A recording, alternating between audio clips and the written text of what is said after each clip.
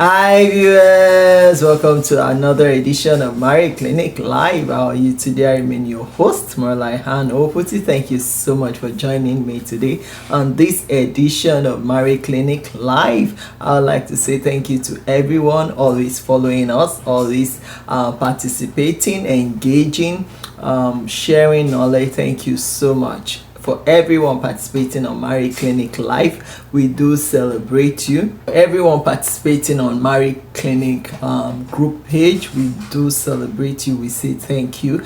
And for all our followers, our new joiners, both on our Facebook group page, on YouTube, I'd like to celebrate you. I say welcome, welcome, welcome. If you are yet subscribed to our YouTube channel, please don't forget to click on the subscribe button. I tell you, you will find this space very, very useful. It's very resourceful. You will find a lot of videos here that you can learn from, and it will help to improve your marriage and to improve your life. So today I would like to talk about marriage is being worked on by one working on self. And that is what makes marriage work. Marriage is being worked on by you working on yourself. Now, we have heard a lot about, you need to work on your marriage, you need to work on your marriage, we need to work on our marriage, you need to work on your marriage. This is a popular saying. Everyone keeps saying, you need to work on your marriage, you need to work on your marriage. Now, marriage is not an abstract thing. Marriage is not like an object or a thing that you can touch. Now, what makes the marriage are the people, the human being. When you talk about marriage, you're talking about union between a man and a woman. You're talking about the coming together of a man and a woman. And see, everything about that marriage rests on the shoulder of that man and woman. That marriage will take on the nature of the man and the woman. The marriage will take on the character, of the man and the woman that constitute the marriage, that constitute that union. So when we say work on your marriage, invariably we are simply saying work on yourself. Work on yourself as an individual, because without working on yourself, there is no way your marriage will work out. It is when you work on yourself that you will see your marriage working out. Why? Because it takes two to make marriage work. It takes two to tango. It takes two to work in alignment, in agreement, and to make anything work. It requires teamwork. It requires working together, pulling our energies together, our efforts together, our resources together, our thoughts together.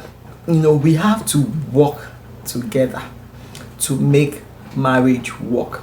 So when you hear people say, you have to make your marriage work, you have to make your marriage work, you have to make your marriage work, what should actually come to your mind is that you have to work on yourself.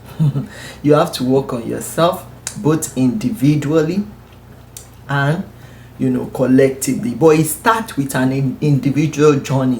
Working on your marriage starts with you working on yourself. The journey starts with you. It is about you working on yourself, working on your mind, working about how you think, how you perceive, even how you perceive your spouse. Some people perceive their spouse as an enemy. I see a lot on this side of the table that I sit on, because when I get some of this posts that people send to me and personal things that people share with me about their marriage, when I read some of them, when I hear them out, sometimes I ask myself, but this spouse is not an enemy.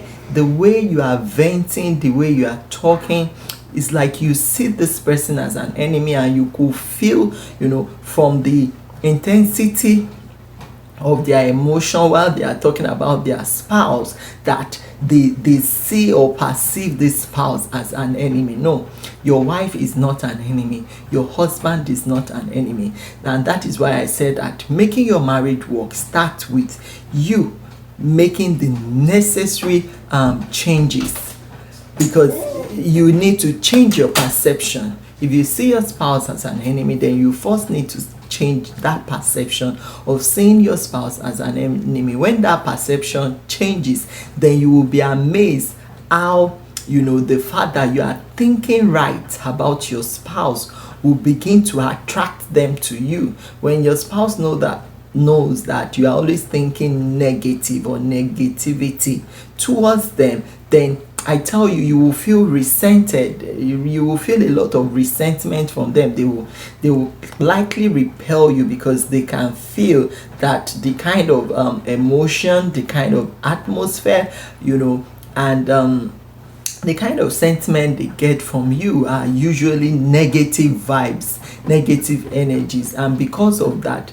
they will likely stay away from you. But when you change your perception and you see this person as, okay, it's not an enemy, it's just that we have some differences that we need to iron out. We have some differences that we need to learn more about how, to turn it around to our own favor, what we need to do to turn it around. Then you will start realizing that a way out will come, solution will come. And part of working on your marriage also entails working on how you do things, because see, when you were single, you could afford to do things anyhow. You could afford to plan, and make plans without considering another person. But now that you are married, you can't just go to town, do whatever you like, make plans as though you are not married. And that is why I always talk about consultation. It works a lot for us.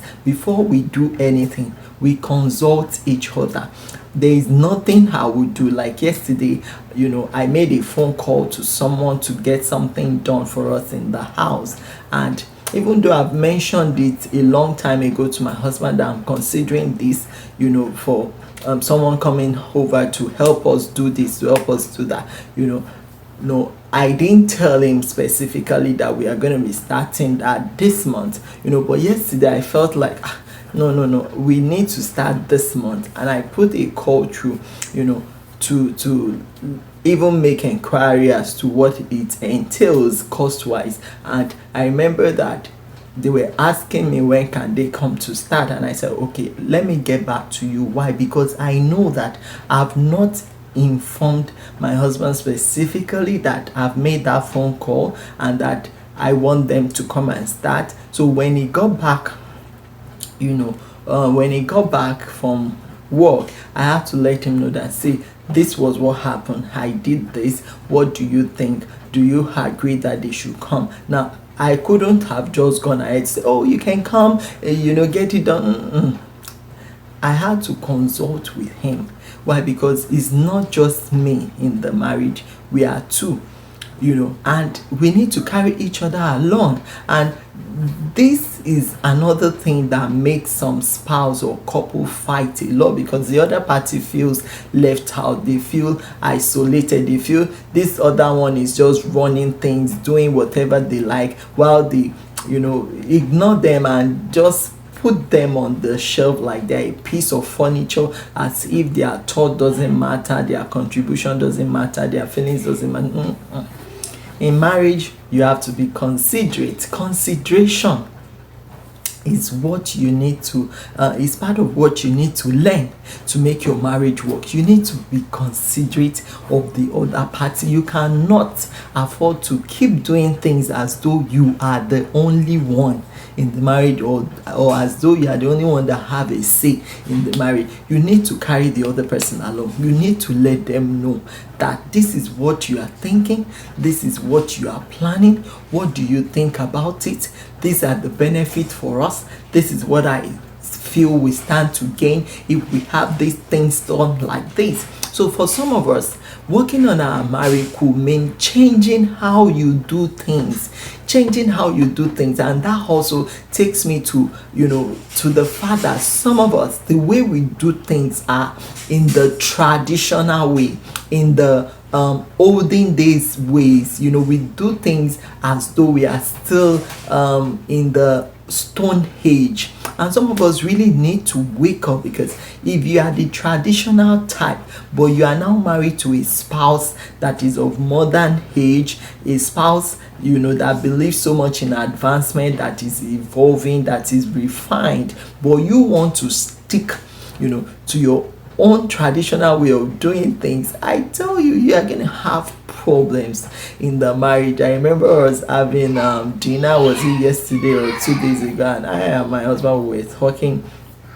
over the table, and we were talking about someone that is traditionally oriented in the way he does marry. He believes that he should not fix anything that has to do with food, that the wife must do that for him. I remember he will be hungry, but because he believes the wife must be the one to come and fix the food, he would wait. At times the wife may even come back from work at 10 p.m. He would wait till that 10 p.m. wait for this woman to go into the kitchen at 10 p.m. and we will be wondering, like, this person is just suffering himself needlessly, because you don't have to wait for the other party. And as tired as she was, she will still go into the kitchen to actually fix meal for him, and they will be eating late at night, and at the end of the day they will both be complaining about health issues. So we felt that that wasn't a good way of doing things. Being traditional may help in some certain areas, like when you reside in some places where it's like everyone there, that is their own lifestyle, that is where they do things. They are comfortable in their traditional ways, their traditional method of doing things. But not when you now come to a civilized environment, a modern environment, and you still want to do things in your traditional way. I tell you, you are going to struggle. You are going to suffer and the suffering will be self-inflicted suffering. It will be needless suffering. It will be sufferings that are avoidable, that could have been avoided if only you can change your approach of doing things traditionally. So for some of us, working on your marriage could mean changing the way you do things. I can't say this enough, I can't overemphasize this enough. Changing the way you do things. For some of us, we believe that chores are mainly for women, so you can't even help out, you can't even assist, and that is why your wife is looking older than her age. She's looking tired, she's looking worn out. Why? Because you left all the workload for her to do, and in the night you will still expect the same spent, worn out, fatigued woman to come and service you. How? You should know that it will be hard, it will be an impossible task for her to do. And that is why we believe so much in balance. Everyone should learn balance. The man should learn balance, the woman should learn balance. For some men, they struggle with finding a balance between work, family life, and so many other things. They don't know how to strike a balance. For some men, you work at the expense of your family life. You don't know how to strike a balance between your work and family. You think that making family happy means you should go and work and make the money for them. If you are making the money for them and they don't see your face at home, the children you are working for cannot even see you at home. You are not there to instill values, to instill discipline in them. Then of what use is the money? So even though the job is important, the money is important, but at the same time, your presence at home is equally important. So you should learn to strike a balance. There are times that, my husband would deliberately say, okay, today I'm going to stay at home. Why? Because I need to be with the kids and my wife today. Even when he gets called to come and to work or anything like that, he will turn it down just to be with us for that one day. And that is how some of us should be. We should make deliberate effort to create time for family, to create time for our wife. And that also goes for you, the woman, because I notice that most women, once they get married and they start having children, they will turn those children to their husband. They will shift all their focus away from their husband and shift all the focus, all their attention to the children, that the man will now feel lost. The man will feel left out. Why? Because the woman is channeling all her attention, all her energy towards the children. You as a woman, you should learn to also strike a balance between your kids and your spouse. See, you know your spouse before those kids. Without your spouse, those kids could not have come to life. So you cannot now push your spouse aside. You cannot now throw your husband under the bus just because you now have kids. You must learn to strike the balance between your kids and your husband. You must learn to create time for your husband as well. And I'm always deliberate about that. The same way I value the kids, my husband knows that I value him. I don't joke with him. The same way I don't joke with the food that my kids will eat and I won't let them go hungry. That's the same way I don't joke with the food my husband will eat and I will not let him go hungry. The same way I care for the kids, I also make sure that I care for him. But don't forget, I said earlier that the man should also assist the woman, because at times my husband helps a lot. When he's at home and he has the opportunity to, he helps me a lot with the chores, with quite a number of things, and that makes the burden reduce or lessen on me. He doesn't leave everything to me, and that is why even today while we were talking, we were making jokes like, oh, at 60 or at 70 you will still be looking like a babe, and people will hardly believe your age when you tell them you're 60 or you're 70. And that is how it should be. But not that at 40, your wife is already bent over and she doesn't even know if she's 40 or she's 70, because of the way she has been used, because of the way she's spent. She doesn't even know herself anymore. She has lost herself. She has lost her values, her dignity, her identity, just because she went into marriage. Marriage does not have to be like that. Marriage is not meant for you to lose your identity, to lose your worth, to lose your person. Yes, marriage demands sacrifices, but it doesn't demand you sacrificing your identity or who you are. You should still be self-aware of who you are, and you should also run your race while you are in the marriage, because at the end of the day, like I said last week, both of you will be accountable to God, and it's not going to be being accountable to God on just the marriage alone. It's going to be on every area of life, including the talent that God has put in us.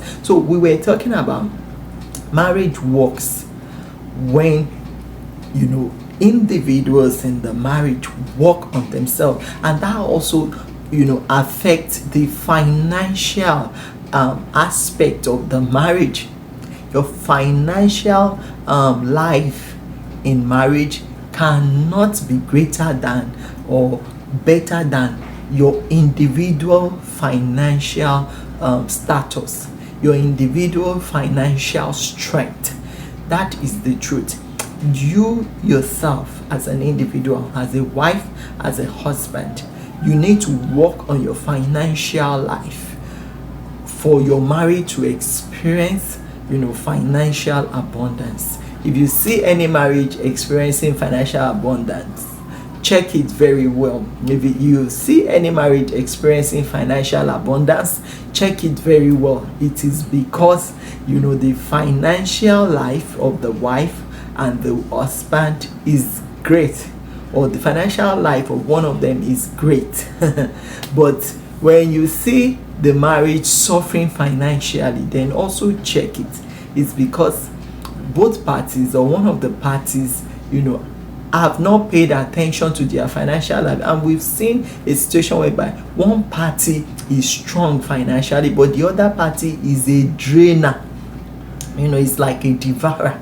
The party that is strong financially will feel like they are fetching water in a basket. Why? Because all the other party is helping to do is to drain the money away, is to help waste the money. When it's like that, I tell you, the marriage is going to struggle.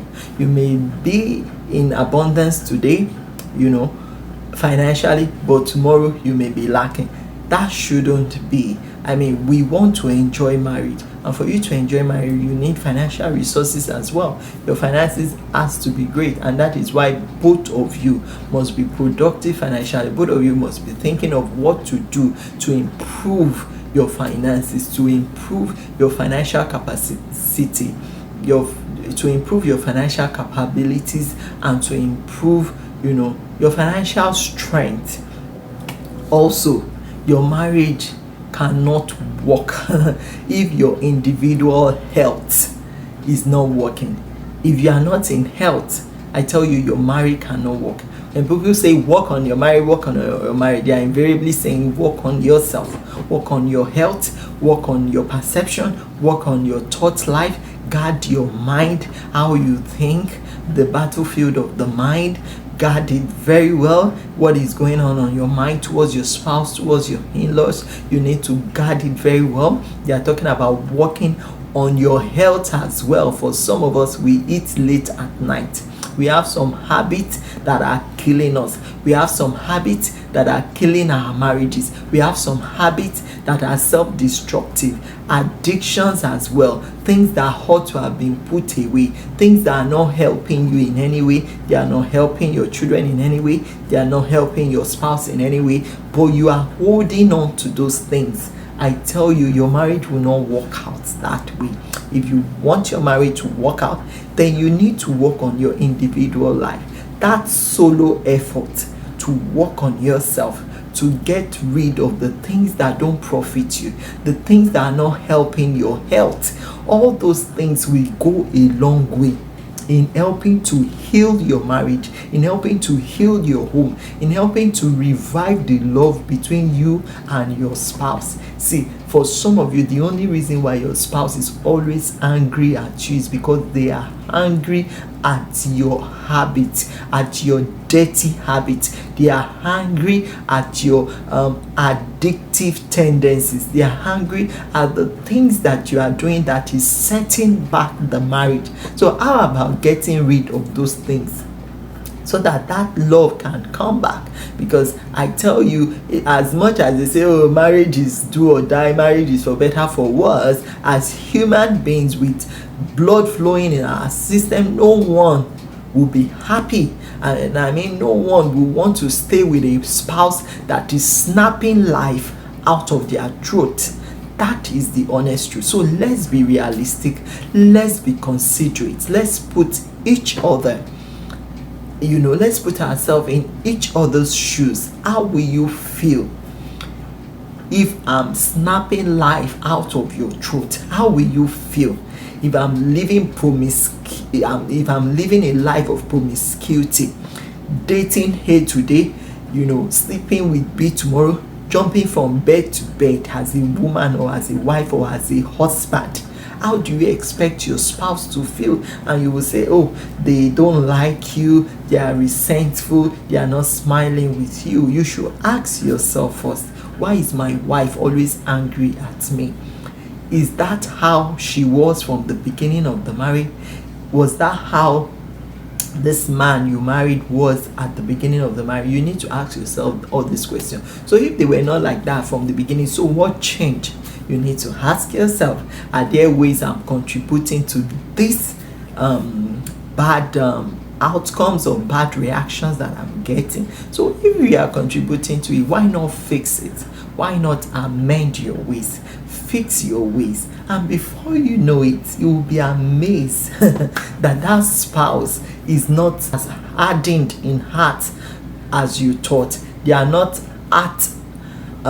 hardened as you thought. That They are soft at heart. It's just your ways, your unpleasant ways that is making them resentful. So please, let's look inwards. Let's check ourselves. Let's work on ourselves. Work on your health. Work on even how you talk, how you say things to your spouse. I always tell people, the way you talk to your spouse must be acceptable to him or to her. You shouldn't talk to them in an unacceptable manner. You shouldn't talk to them in a manner they feel disrespected. Like, what? You mean I'm the one you are talking to like that? You shouldn't talk to them like that. There's a way you will talk to someone that they will, they won't feel insulted. They won't feel disrespected.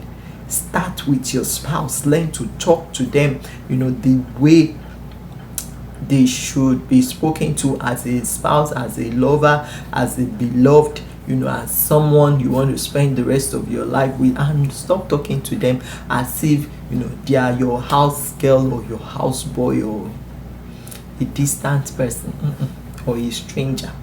Learn how to talk. Learn how to take care of your health, even your personal hygiene. Working on your personal hygiene is part of making your marriage work. If you are the type that, as in the morning you are tying wrapper, the man has gone to work, he has come back, you are still tying wrapper, you've not bathed, you are not clean, you are looking dirty, and you are using caring for children, caring for the home as an excuse, I tell you, automatically that man will not be attracted to you. No man will be attracted to a dirty woman.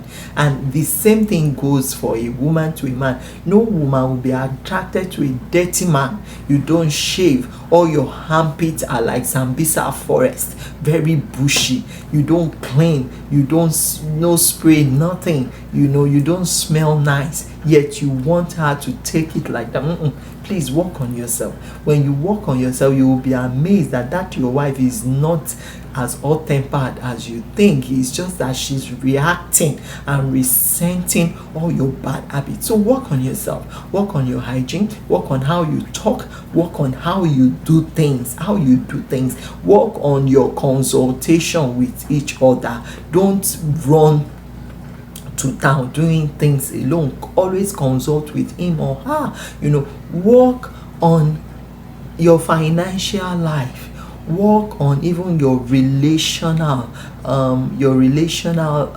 habits, your relational attitude, the way you relate with in-laws, with their friends, with family. You need to work on that as well. So I would like to stop here now. Don't forget, working on your marriage simply means working on yourself. When you work on yourself, then your marriage will work out. I would like to stop here now. Thank you for joining me. I remain your host, Malai Hano. Until we meet again, I say